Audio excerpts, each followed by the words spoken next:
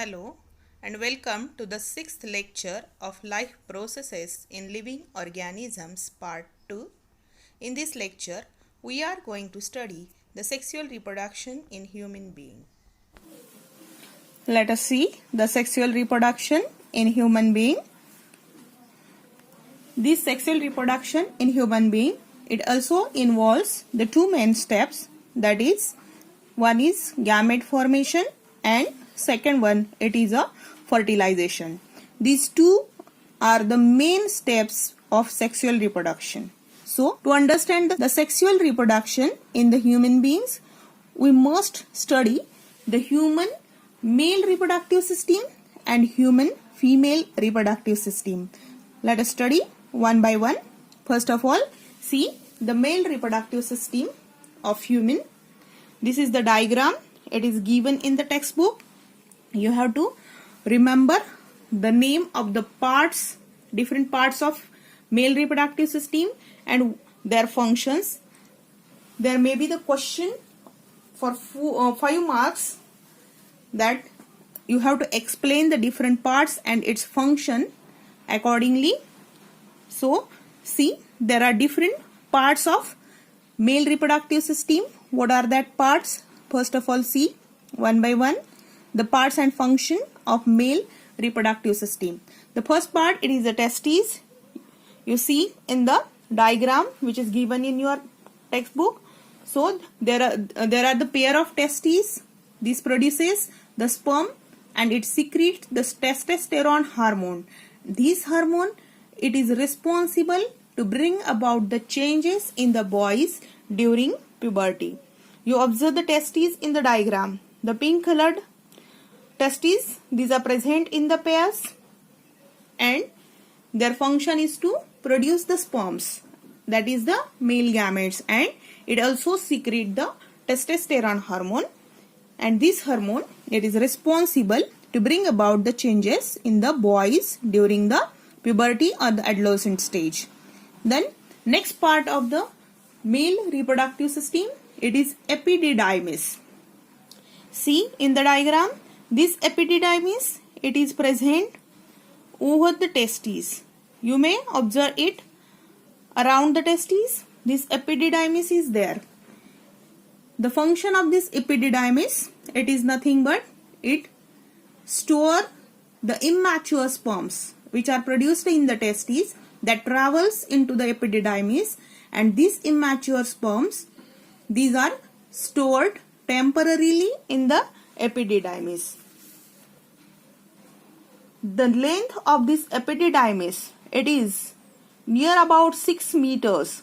So the sperm that is produced in the testes, it have to travel in the epididymis near about 6 meter distance, and from that epididymis to the vas deferens and different organs of the male reproductive system, means the small sperm that is of about 60 micrometer, it have to travel a large distance near about 6.5 meters.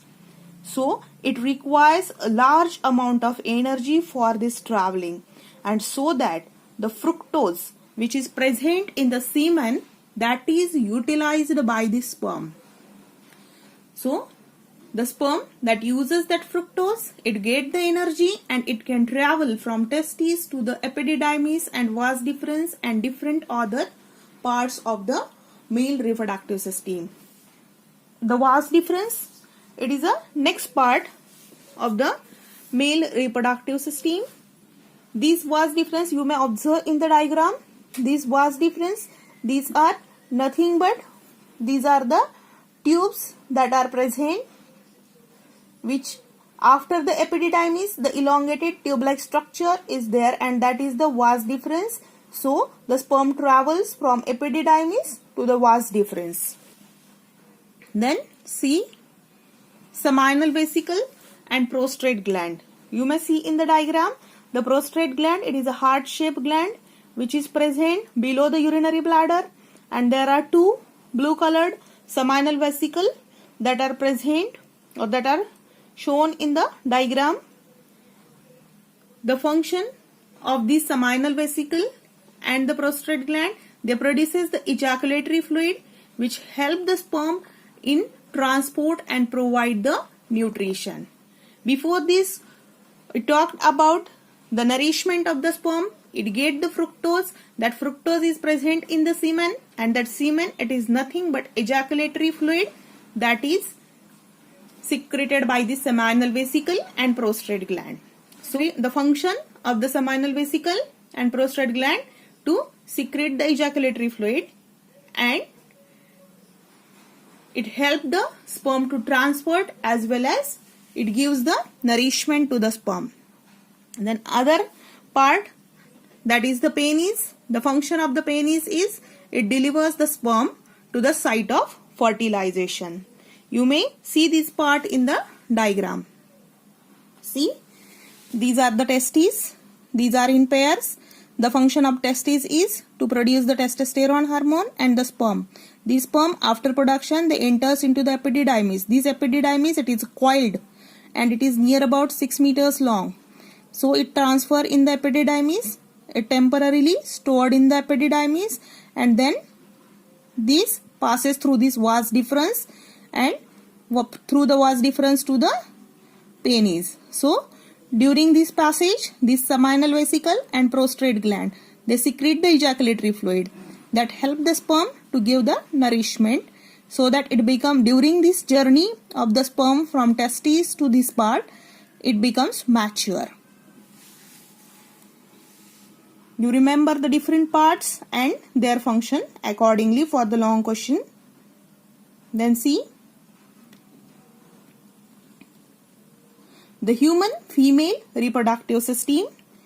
See, this is the diagram. It is given in the textbook. The human female reproductive system. See the different parts of the human female reproductive system.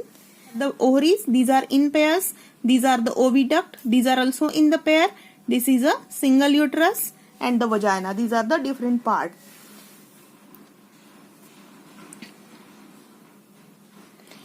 Every month, an ovum is released in the abdominal cavity alternately from each ovary. See, this ovary, it releases the ovum or the egg each month alternately. 1 month from this ovary and other month from this ovary. It releases the ovum. Then this ovum, this is picked up by this oviduct. These are the oviduct, and this is the funnel shaped opening of the oviduct. It has an aperture or the hole inside it, and the shape, it is a funnel shape. So it picked up the egg from this ovary and it pushes inside this. Inside it, it has a cilia. That cilia pushes that eggs to the oviduct. Oocyte that enters in the oviduct through the opening. The cilia that present in the inner surface of the oviduct, the cilia pushes the oocyte towards the uterus.